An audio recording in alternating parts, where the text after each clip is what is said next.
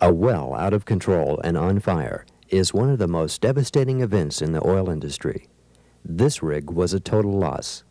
Miraculously, nobody was hurt, but people are hurt and killed as a result of blowouts. And you know, it's so senseless because a thorough check of the blowout preventer could eliminate this waste of property and loss of lives. Now think about it for a second. Is your life and the life of your friends worth risking simply to save a few minutes? Because that's all it takes to check this thing out properly. And remember, if your rig burns down, you're out of a job. So let's go ahead and go through the procedures of an inspection, and you can take notes on anything that you feel might be important. The first thing to do is to familiarize yourself with the names and locations of the parts we'll be working with. The body of the Cameron Type U BOP is a single forged unit. This gives you maximum strength. The important sealing surfaces are finished to exact specifications. This section here is the intermediate flange. It's bolted to the bonnet, and both the bonnet and intermediate flange are bolted to the preventer body by these 4 bonnet bolts. The rams are located inside the preventer cavity here. Naturally, our working conditions are a little better than yours, but you should take a few extra minutes to improve your conditions. For you guys on land rigs, your cellars are probably wet and dirty. Lay some boards down so you can get things a little bit cleaner, and so that this bottom preventer isn't so hard to reach. Everybody's situation is different, but a couple of minutes in preparing your area for work can make the job easier and will help you do a better job. Now let's get on with the inspection procedure. This inspection is your best guard against blowouts, so pay particular attention to what we're about to show you. These 4 bonnet bolts hold the bonnet closed tight against the preventer body. You should loosen all of them on both bonnets. They're probably torqued down pretty tight, at least they should be, so it's going to involve a little bit of work to loosen them. Make sure that all 8 bolts are completely loosened.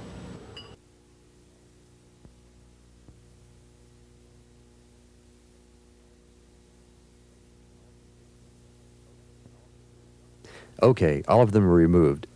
So connect your hydraulic pressure to the closed side of the preventer. As the pressure builds up, it'll push the bonnets out. There shouldn't be any leaks of hydraulic fluid anywhere. Go ahead and check. If you see a leak, you've got a problem, and you shouldn't use this preventer in this condition. Remember that in the event of a kick, if there's anything at all wrong with your preventer, you could lose your rig and your life. Okay, now that the bonnets are fully opened, you can take the rams out. They just slip off. But you can use the lifting eye located here on the intermediate flange to help in lifting the ram out.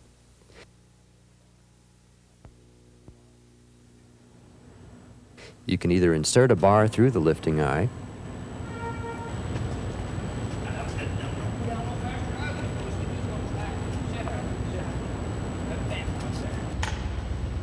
or use an air hoist for lift.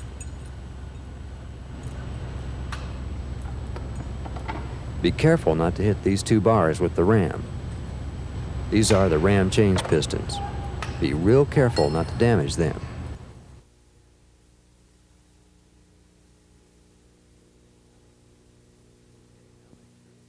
Okay, now make sure that there's no serious damage to the ram bore area.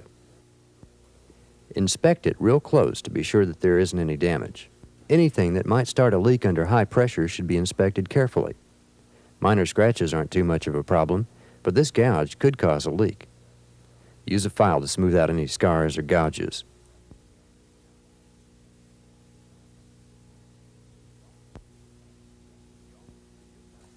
You also need a good tight seal here, between the bonnet and the preventer body.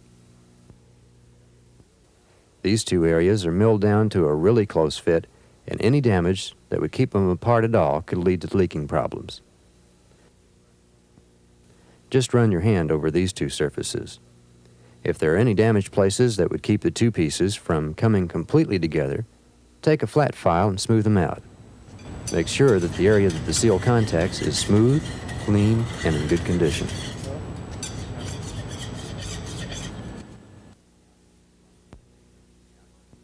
Any nicks or gouges in the bonnet seal should be considered dangerous because if H2S under high pressure finds its way through the seal, well, you know what will happen.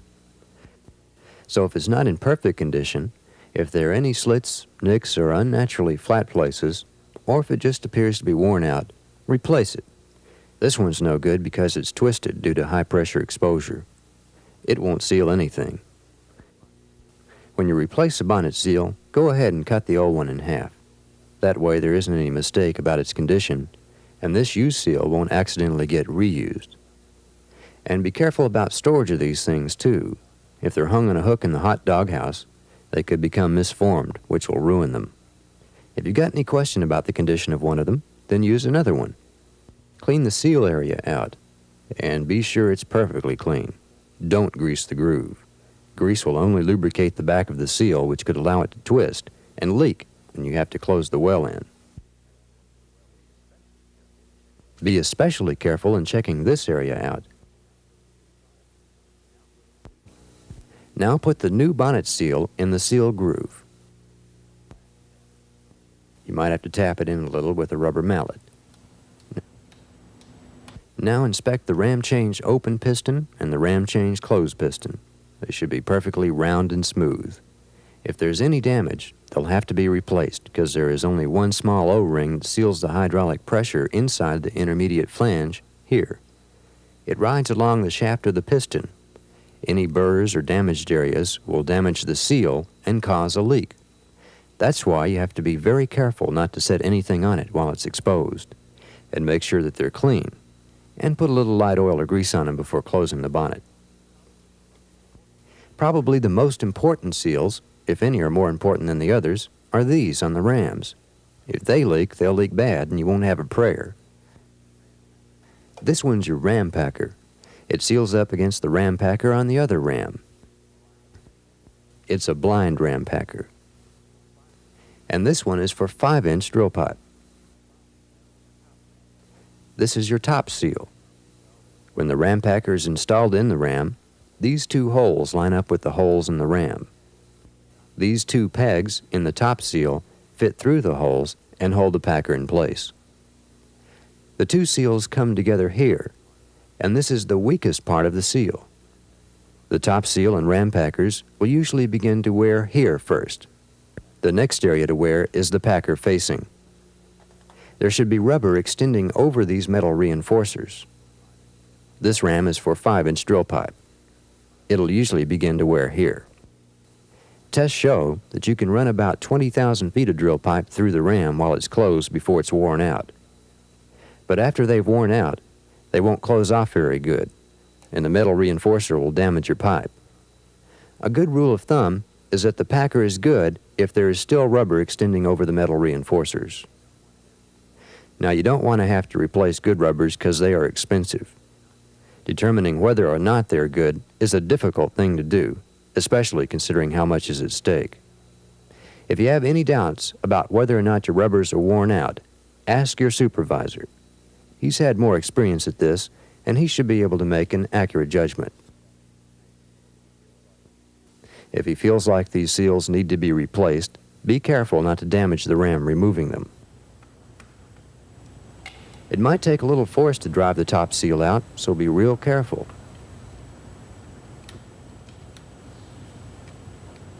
Okay, once it's loose, it'll come out easily.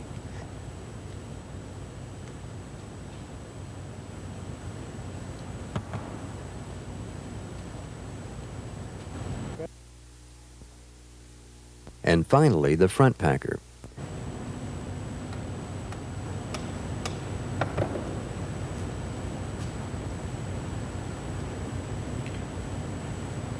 It's usually more difficult than the top seal.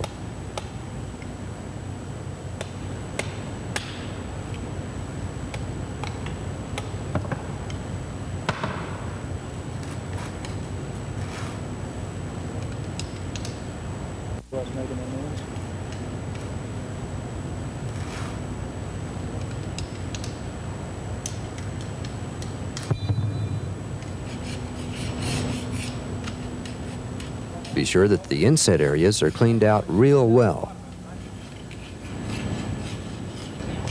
We don't want any mud or dirt caught down in here. Now grease the new seals with a light grease. This will help them slip into place easier and it'll help them make a tighter seal. Don't use too much grease. Some of you guys think if a little grease is good, then a lot is great, but this isn't so. Too much grease will cause the parts to be too slippery. A light coat of very light grease or light oil will do fine. Okay, first the ram packer. Make sure that you put it in the right way. It's marked top. If you put it in upside down, you'll notice that the edges don't line up with the ram. Turn it over and it'll fit in nice and smooth. Tap it in with a mallet to make sure that it's snug. Check to see that the packer studs have lined up with the ram holes.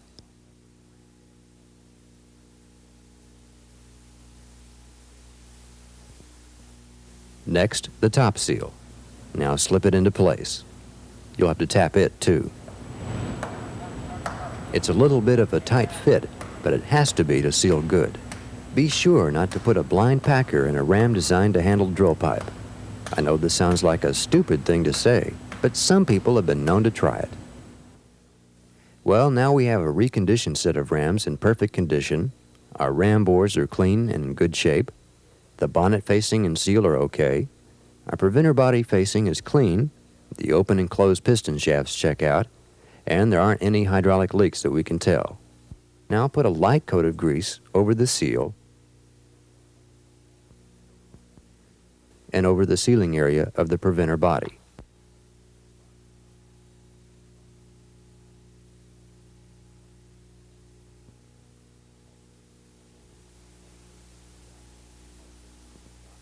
Also grease the operating piston and ram change pistons.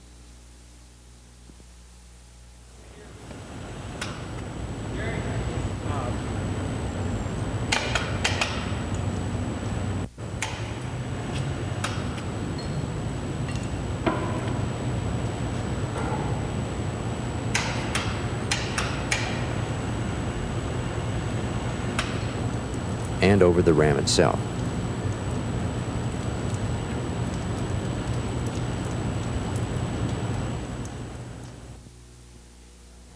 We should be just about finished here.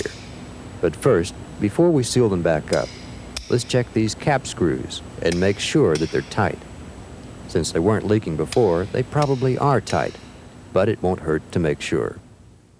Check the thread area in the preventer body where the bonnet bolts screw in. They should be clean, and so should the threads of the bonnet bolts. If there's any dirt in there, use a tap to clean it out. Make sure that you use the right thread size. Don't put any grease in the bonnet bolt holes, and only use a little light oil or light grease on the bolt.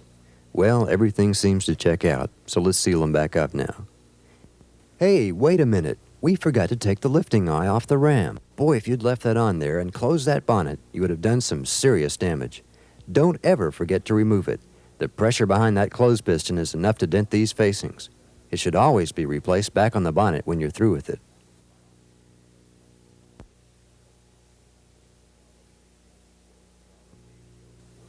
Okay, if the open port isn't already connected, go ahead and hook the hydraulic line up to it. If the closed port isn't hooked up, connect a line to it too. Throw the lever, and the bonnets close. So far, no leaks. Now watch very closely as they close to make sure that the bonnet seals haven't slipped out of place. If they have, you'll have to open the bonnets back up and put them back in place. Make absolutely sure that they seat right, or you won't get a good seal. Now, it's real important that the bonnets be secure or we'll get a well leak. These bolts on both sides need to be tightened evenly and to the proper torque. If you have a way to measure your torque, we recommend 7,000 foot-pounds for a 13 5/8-inch bore, which is the size that we're dealing with here. This is for a 5,000 psi stack. Naturally, the requirements would be different for a 10,000 psi stack of 13 5/8-inch bore. If you don't have a way to measure your torque, you'll just have to follow these procedures. First, start your bonnet bolts and screw them up as tight as you can by hand. Now, pressure up your open side to about 1,500 psi. This will pull the bonnet up tight against the preventer body. Now tighten the screws down moderately tight like this. Upper left first, then the lower right.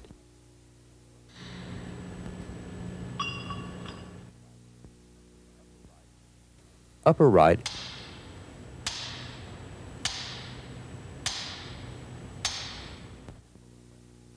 and lower left.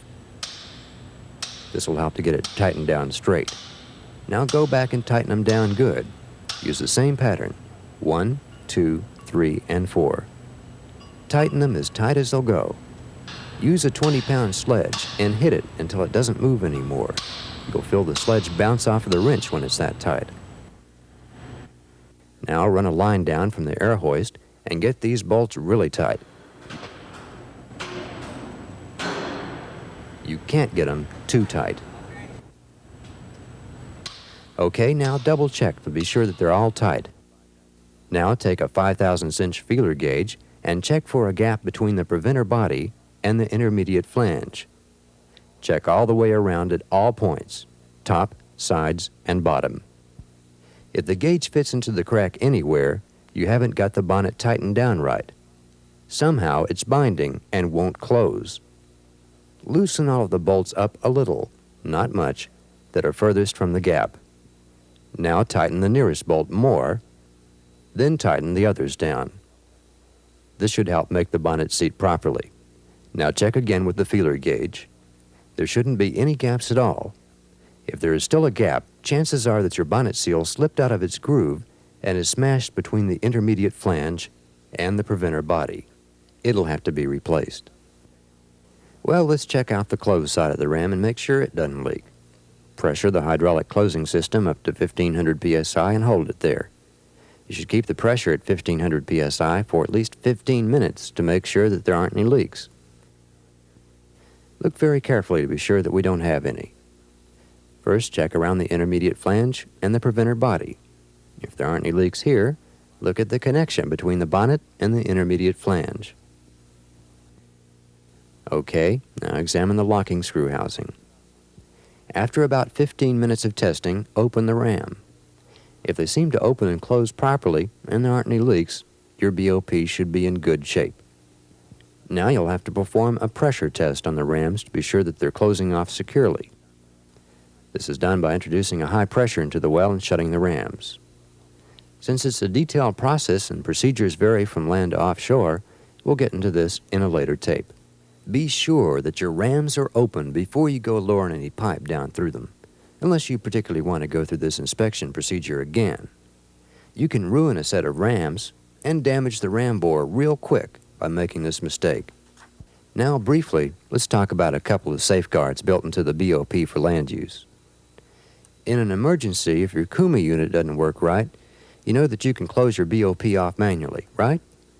Well, make sure that your manual turn wheels are connected at all times, because in the event of an emergency, you don't have time to mess with gathering up all the parts and connecting the things. And when a well is closed in, be sure that you use the manual locks. If you develop a leak in your Kuma unit while the well is closed in, you've got problems if your manual locks aren't closed. And another problem that you might run into, if the well pressure gets too high, this little O-ring on the operating piston shaft might not hold. If your manual locks aren't closed, the well pressure will push the operating piston open and you'll have an instant blowout. If your manuals are closed, well pressure can push all day and it won't open the rams. But it can create other problems, so the designers of the BOP have provided us with an emergency cure for this. The BOP is designed with the compression seal here over the operating piston shaft. Remove the pipe plug and the packer nut. Now remove the check valve and make sure it's clean and works right. Okay, now replace the check valve. And take a little plastic packing, about half the stick, dip it in oil, and drop it into the hole. Now put the packer nut back into the hole and tighten it down till you feel it contact the plastic packer. Then replace the pipe plug. If a well leak occurs at the operating piston shaft, unscrew the pipe plug and tighten the packer nut down into the hole. This forces the packing material through the check valve and into the seal area. The pressure pushes the seal tighter around the shaft and will make it quit leaking.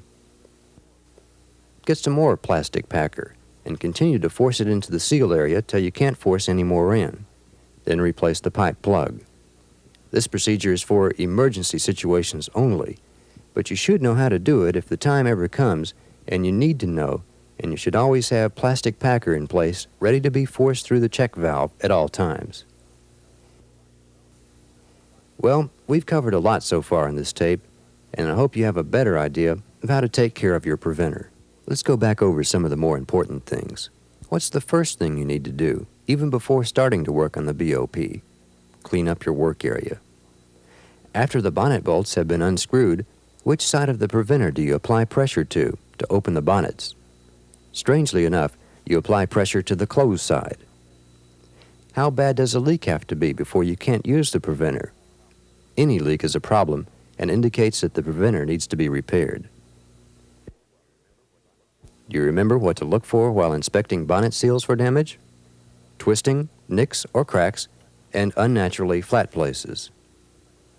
Do you or don't you grease the bonnet seal groove? No, you don't, because excess grease will make the seal twist under pressure and could cause a leak. But do grease the seal after it's been installed. How do you tell when your ram packers are worn out? If there isn't any rubber sticking out beyond the metal reinforcers, ask your supervisor. And if there's any wear along the area where the top seal meets the packer, it needs to be replaced. Can the ram packers be installed wrong? Yes, they can be installed upside down. The packer is marked top, so put it in the right way and grease them too. Before sealing the bonnets back up, what should you check? Everything. Make sure that everything is greased, and don't forget to take the lifting eye off the ram. Now, how do you tighten the bonnet bolts down?